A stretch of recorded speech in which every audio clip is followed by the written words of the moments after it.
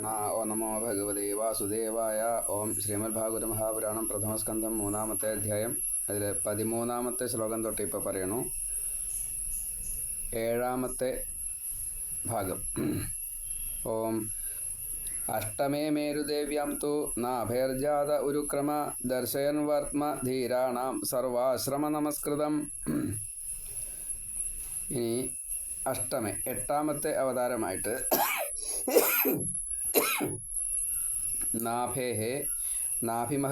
നാഭി രാജാവ്, പ്രിയവ്രതൻ്റെ വംശത്തിൽപ്പെട്ടതാണ്.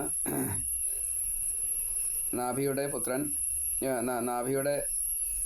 പുത്രനായിട്ട് ഋഷഭനായിട്ട് വന്നു. മേരുദേവി, ഋഷഭൻ്റെ അമ്മ. നാഭിയുടെ ഭാര്യ മേരുദേവിയിൽ ജാതഹ അവതരിച്ചു. ഉരുക്രമഃ ഭഗവാൻ സർവ ആശ്രമ നമസ്കൃതം, എല്ലാ ആശ്രമങ്ങളാലും നമസ്കരിക്കപ്പെടുന്ന, എന്നുവെച്ചാൽ ഭഗവാൻ ബ്രഹ്മചര്യം, ഗാർഹസ്ഥ്യം, വാനപ്രസ്ഥം, സന്യാസം, അവധൂത വേഷം, ഇങ്ങനെ 5 ആശ്രമങ്ങളിലൂടെ ഭഗവാൻ ജീവിച്ച് കാണിച്ചിട്ടുണ്ട്. വർമ്മ, അങ്ങനെയുള്ള മാർഗത്തെ ധീരാണാം, പണ്ഡിതന്മാർക്ക്, ദർശയൻ, കാണിച്ചു കൊടുത്തു. മറ്റാർക്കും ചെയ്യാൻ സാധിക്കില്ല, ചിന്തിക്കാൻ പോലും പറ്റില്ല. അങ്ങനത്തെ പ്രവൃത്തിയാണ് ഭഗവാൻ അവതാര സ്വരൂപമായിട്ട് കാണിച്ചത്. അഷ്ടമേ മേരുദേവ്യാം, 8-ാമത്തെ അവതാരമായിട്ട് മേരുദേവി എന്ന അമ്മയിൽ തു ആകട്ടെ നാഭേഹെ, നാഭി മഹാരാജാവിന് ജാത ജനിച്ചു. ഉരുക്രമഃ ഭഗവാൻ എന്ന അർത്ഥത്തിലാണ്. ഉരുക്രമൻ, ഉപേന്ദ്രൻ, അതൊക്കെ വാമനം ഭഗവാനാണ് പറയുക. അപ്പോൾ വിശേഷണമായിട്ടാണ്. അത്രയും കൂടുതൽ പ്രവൃത്തികളെ ചെയ്ത കർമ്മം മറ്റൊരു ആൾക്ക് ചെയ്യാൻ സാധിക്കാത്ത കർമ്മങ്ങളെ ചെയ്തതുകൊണ്ട് ഉരുക്രമൻ എന്ന് പേര്. അപ്പം അങ്ങനെയുള്ള മറ്റേ ഈ ത്രിവിക്രമനായാൽ വലിയ ശരീരം, വിരാട് രൂപം എന്നുള്ള മട്ടാവും ചെയ്തു. അങ്ങനെയൊക്കെ തന്നെ ഇതിൻ്റെ സാരം, വലിയ എന്ന സാരം. ഉരുക്രമൻ. പിന്നെയോ മേരുതിയിൽ അവതരിച്ചു ഉരുക്രമനായിട്ട്. സർവ ആശ്രമ നമസ്കൃതം, എല്ലാ ആശ്രമത്തിലുള്ളവർക്കും നമസ്കരിക്കാൻ പാകത്തിനുള്ള പ്രവൃത്തിയെ ചെയ്തു എന്നാവാം. അതല്ലെങ്കിൽ ഭഗവാൻ എല്ലാ ആശ്രമങ്ങളിലും ഒരേപോലെ ഉരുക്രമ പ്രവൃത്തിയെ ചെയ്തു. മറ്റാർക്കും ചെയ്യാൻ സാധിക്കാത്ത ബ്രഹ്മചര്യം ചെയ്തു, അതേപോലെ ഗാർഹസ്ഥ്യം ചെയ്തു. ഇപ്പോൾ ബ്രഹ്മചര്യ സമയത്ത് ഭഗവാൻ ആത്മജ്ഞാനി ഭാവത്തിലായിരുന്നു ഉണ്ടായിരുന്നത്. അച്ഛനെ ഉപദേശിച്ചു. യോഗി ആയിരുന്നു. അതേപോലെ തന്നെ ഇന്ദ്രനൊന്ന് പരീക്ഷിച്ചപ്പോൾ മഴ പെയ്യാതെയപ്പോൾ ഭഗവാൻ തൻ്റെ ദിവ്യശക്തി കൊണ്ട് മഴ പെയ്ച്ചു. 3-ാമത്തെ വയസ്സിൽ ഈ മഴ പെയ്ച്ചത് കാരണം കൊണ്ട് ഇന്ദ്രൻ്റെ ഒരു അഹങ്കാരം ഉണ്ടായിരുന്നു തീർന്നപ്പോൾ ഇന്ദ്രൻ പേടിച്ചിട്ട്, വേറെ എന്തെങ്കിലും ശിക്ഷിക്കുമോ വിചാരിച്ചിട്ട് പേടിച്ച് മകളെ കല്യാണം കഴിക്കാൻ വേണ്ടി കൊണ്ടു കൊടുത്തു. 3-ാമത്തെ വയസ്സിൽ ജയന്തി എന്നുള്ള ആ കുട്ടിയെ സ്വീകരിച്ചു. പിന്നെ കല്യാണം കഴിക്കുന്നത് കുമാരഭാവം കഴിഞ്ഞ് ക്രമേണയായിട്ട് വലുതായിട്ട് യുവാവായിട്ടാണ്. അതിൽ 100 കുട്ടികളുണ്ടായിരുന്ന. അപ്പോൾ ക്രമേണയായിട്ടുള്ള വളർച്ച, അച്ഛനും അമ്മയ്ക്കും സന്തോഷം കൊടുക്കുക തൊട്ടുള്ള കാര്യങ്ങളൊക്കെ, ലാളനാദി കാര്യങ്ങൾ, അതേപോലെ ക്രീഡാദി കാര്യങ്ങൾ, ബാലലീല ഒക്കെ നല്ലോണം കാണിച്ചിട്ടുണ്ടെന്നാണ്. അതേപോലെ തന്നെ ഉണ്ണി വേഗം വളരട്ടെ എന്ന് ജനങ്ങളും കൂടിയും പ്രാർത്ഥിച്ചു എന്നാണ് ആ ശ്രേഷ്ഠത കണ്ടത്. അതുകൊണ്ടാണ് ഋഷഭൻ എന്ന് പേരിട്ട തന്നെ. അതിനുശേഷം വളർന്നു, കല്യാണമൊക്കെ കഴിച്ചു. അതിൽ 100 കുട്ടികളുണ്ടായി. അപ്പോൾ ഗാർഹസ്ഥ്യവും ഗംഭീരമായി. പിന്നെ ധാരാളം ഉപദേശം കാര്യങ്ങളൊക്കെ ചെയ്തിട്ടുണ്ട്. ഋഷഭോപദേശം വളരെ പ്രസിദ്ധ. അതേപോലെ തന്നെ വാനപ്രസ്ഥം, ദ്വന്ദ്വം സഹിക്കാനുള്ള ഭഗവാന്റെ കഴിവ് പ്രത്യേകം. ധാരാളം യാഗങ്ങൾ, അങ്ങനെ എന്തൊക്കെയാണ് ചെയ്താൽ ശരിയില്ല, ധാരാളം ചെയ്തു. കാട്ടിലും അതേപോലെ തന്നെ മറ്റൊരാൾക്ക് ചെയ്യാൻ സാധിക്കാത്ത രീതിയിലുള്ള ദ്വന്ദ്വസഹനങ്ങളെയൊക്കെ ചെയ്ത ഭഗവാൻ സന്യാസം സ്വീകരിച്ചപ്പോഴും കല്ല് കടിച്ചു പിടിച്ച് നഗ്നനായിട്ട് ഒരു വല്ലാത്ത സന്യാസ. അവധൂതനായപ്പോഴേക്കും കുറച്ചും കൂടി ചിന്തിക്കാൻ പോലും പറ്റില്ല, അങ്ങനെയാണ്. മാത്രമല്ല ഭഗവാൻ അഗ്നിയിലേക്കാണ് പ്രവേശനം ചെയ്തത്. അപ്പോൾ എല്ലാവരും ഭഗവാന്റെ കൂടെ പോകുന്നവർക്കൊക്കെ മുക്തി എന്ന നിലയ്ക്ക് ഇപ്പോൾ ശ്രീരാമൻ വെള്ളത്തിൽ സരയൂ നദിയിൽ പ്രവേശിച്ചു. ഭഗവാൻ ഋഷഭദേവൻ അഗ്നിയിലേക്ക് പ്രവേശിച്ചു. പഞ്ചഭൂതങ്ങളിൽ ഒന്നിലേക്ക് ലയിപ്പിക്കുക.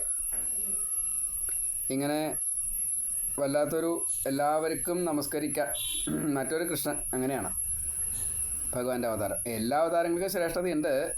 ഋഷഭന് കുറച്ചധികം ശ്രേഷ്ഠത ഉണ്ടായതുകൊണ്ട് ശ്രേഷ്ഠ എന്ന് പേരും കൂടി ഇട്ടു. അങ്ങനെയാണ്.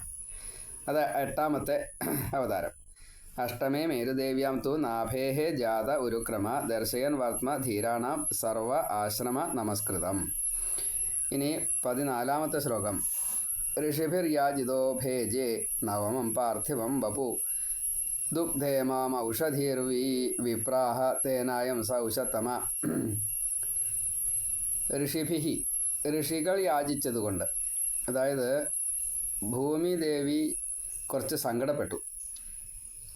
വേനൻ്റെ ഭരണം കാരണം കൊണ്ട് ദുഷ്ടത, ഒന്നും യാഗമില്ല, ഒന്നുമില്ല. അപ്പോൾ വളരെ പ്രശ്നമായി. അപ്പോൾ ഭൂമിദേവി തൻ്റെ ബീജങ്ങളൊക്കെ ഉള്ളിലേക്ക് ഒളിപ്പിച്ചു. മഴയില്ല, അപ്പോൾ അത് ബീജം നശിക്കരുത് വിചാരിച്ചിട്ട് ഒളിപ്പിച്ചു വെച്ചു. അപ്പോൾ ആർക്കും ആഹാരമില്ല, ഒന്നുമില്ല.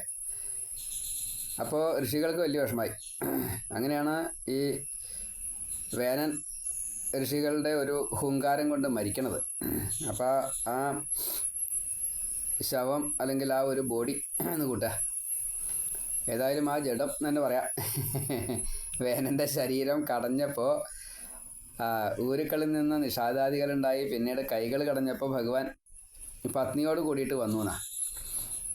പൃഥുവും അർച്ചിസും 2 ഭാവത്തിൽ വന്നു. അപ്പോൾ തന്നെ രാജാവായിട്ട് അഭിഷേകം ചെയ്തു, ഒക്കെ കേമായിട്ട് ഗംഭീരായി.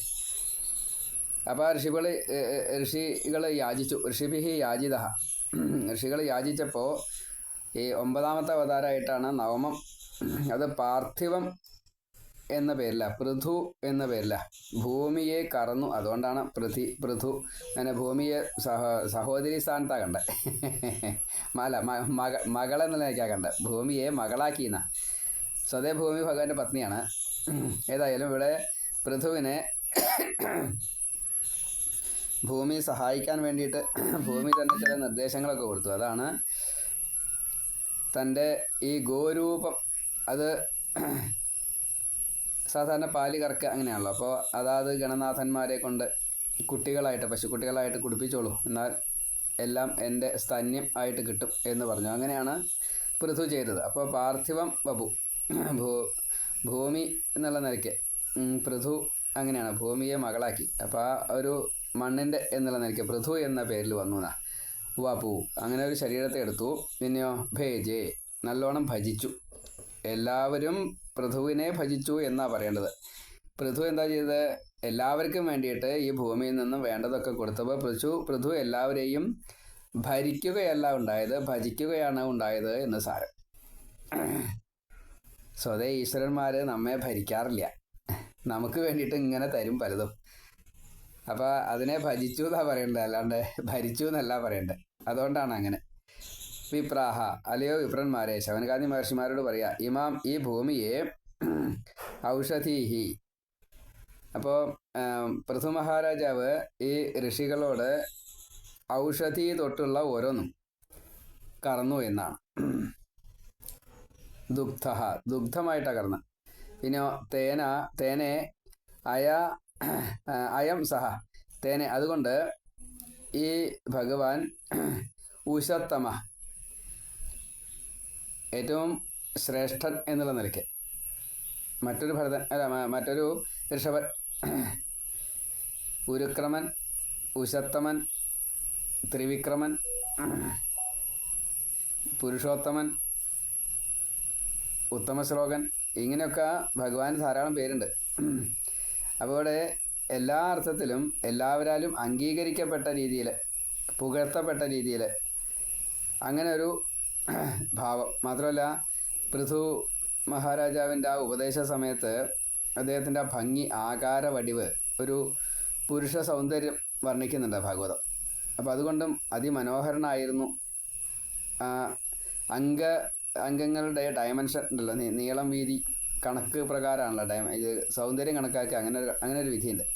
അപ്പോൾ ആ രീതിയിലും ഭഗവാൻ അതിസുന്ദരനായിരുന്നു എന്നാ.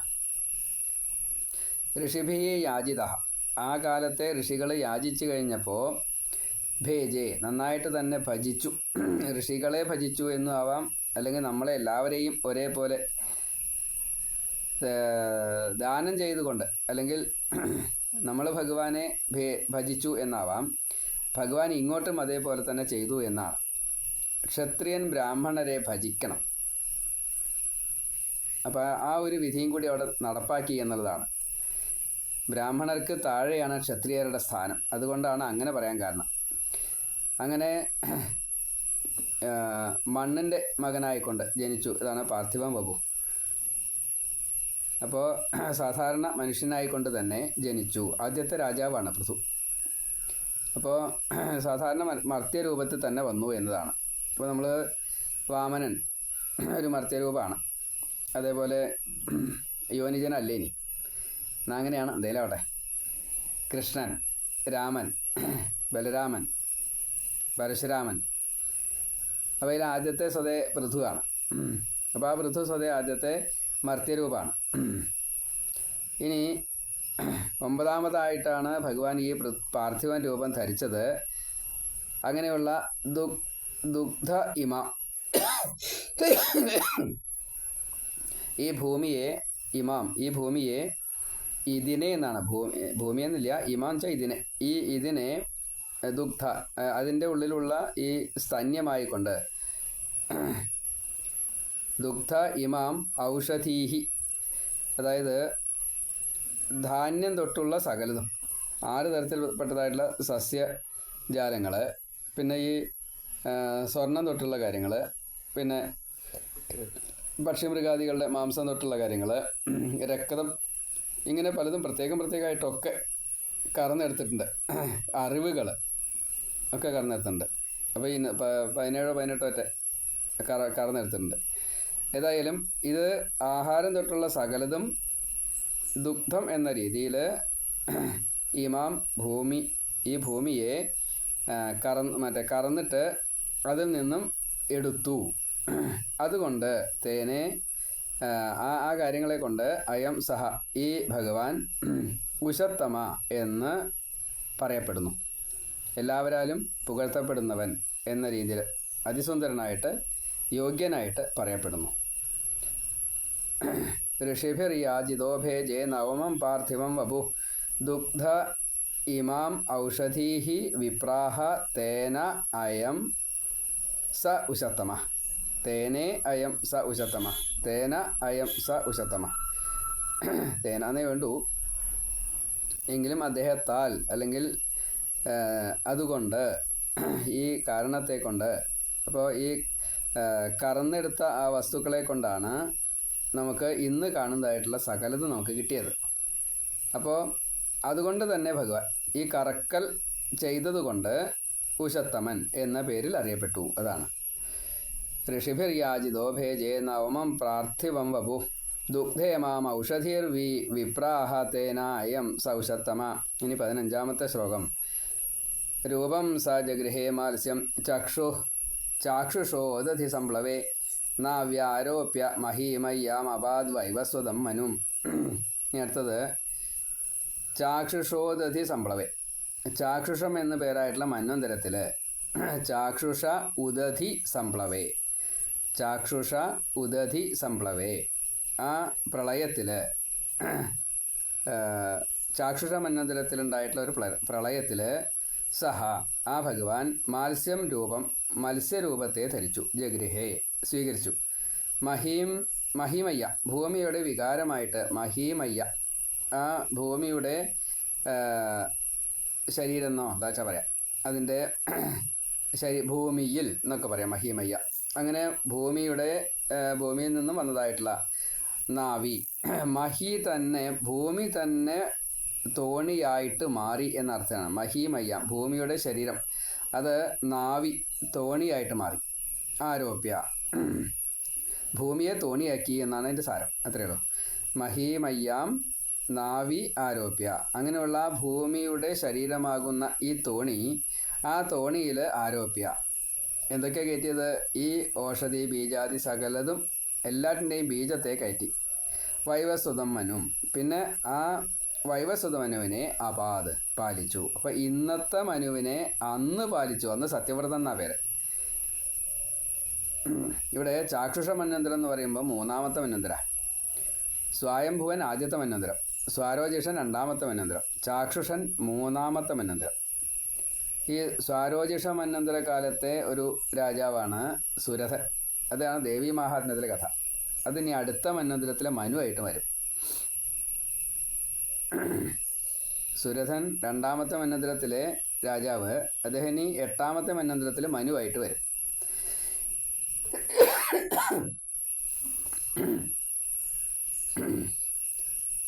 സാവർണി എന്നുള്ള പേരിൽ അദ്ദേഹം അന്ന് വരിക മനുവായിട്ട്.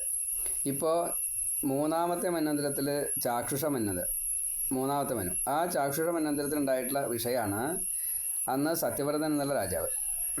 പിന്നീട് അദ്ദേഹം ഇന്നത്തെ ഏഴാമത്തെ മനുവായിട്ട് അന്ന് സൂര്യനിൽ ലയിച്ചു. സൂര്യൻ്റെ പുത്രനായിട്ട് ഇന്നിപ്പോൾ വൈവസ്വത മനു എന്ന പേരിൽ നമ്മളെ ഇന്ന് ഭരിച്ചുകൊണ്ടിരിക്കുന്നത് ഈ വൈവസ്വത മനുവാണ്. ആ മനു ചാക്ഷുഷ ഉദധി സംപ്ലവേ, ആ ചാക്ഷുഷ മന്വന്തരത്തിൽ പ്രളയം ഉണ്ടായിക്കഴിഞ്ഞപ്പോൾ അപ്പോൾ ഭഗവാൻ, ഇതേ ഭഗവാൻ തന്നെ മത്സ്യം രൂപം, ഒരു മത്സ്യരൂപത്തെ മകരമത്സ്യം, തിമിംഗിലം എന്നൊക്കെ പറയാം, ഡോൾഫിൻ പോലെയാണെന്നൊക്കെ പറയാം. ഭഗവാന്റെ അവതാരം സ്വതേ ഡോൾഫിൻ പോലെയാണ്. അപ്പോൾ അങ്ങനെയുള്ള മത്സ്യരൂപത്തിൽ ഭഗവാൻ അന്നത്തെ ആ രാജാവിനെ ഈ പ്രളയ സമയത്ത് രക്ഷിച്ചു. അന്ന് മഹീമയ്യാം നാവി ആരോപ്യ, ഭൂമിയായിട്ടുള്ള അതിനെ തോണിയാക്കി. എന്നിട്ട് ആ തോണിയിൽ അന്ന് പ്രളയത്തിൽ പോകാൻ പാടില്ലാത്തതായിട്ടെല്ലാ ബീജങ്ങളെയും ഭഗവാന്റെ നിർദ്ദേശപ്രകാരം ഈ സത്യവ്രത രാജാവ് അത് സ്വീകരിച്ചു. എന്നിട്ട് ഈ തോണി വന്നപ്പോൾ സപ്തർഷികളാണ് തുഴഞ്ഞു കൊണ്ടുവന്നത്. ആ തോണിയിലേക്ക് കയറ്റി. ആ സമയത്ത് വീണ്ടും പ്രളയത്തിൻ്റെ തീക്ഷ്ണത കാരണം കൊണ്ട് ഋഷികൾ പറഞ്ഞു, സപ്തർഷികൾ സ്തുതിച്ചോളൂ ഭഗവാൻ, എന്നാൽ ഭഗവാൻ വരുന്നു പറഞ്ഞു. അപ്പം ഈ മത്സ്യരൂപിയായിട്ട് ഭഗവാൻ വന്നു, മകരമത്സ്യമായിട്ട്. വാസുകിയെ കൊണ്ട് അല്ലെങ്കിൽ അനന്തനെ കൊണ്ട് തോണിയുടെ ഒരറ്റത്ത് കെട്ടി. പിന്നെ ഈ മത്സ്യരൂപിയായിട്ടുള്ള ഭഗവാന്റെ ആ കൊമ്പിൽ പുറത്തൊരു കൊമ്പുണ്ട് ഡോൾഫിന്, അതിൽ പിടിച്ച് കെട്ടിയെന്ന. അങ്ങനെ തോണി നിയന്ത്രണം ഭഗവാൻ ഏറ്റെടുത്തു. ആ സമയത്ത് ഭഗവാൻ ഈ സത്യവ്രതന് കൊടുത്ത ഉപദേശം അതൊരു വലിയ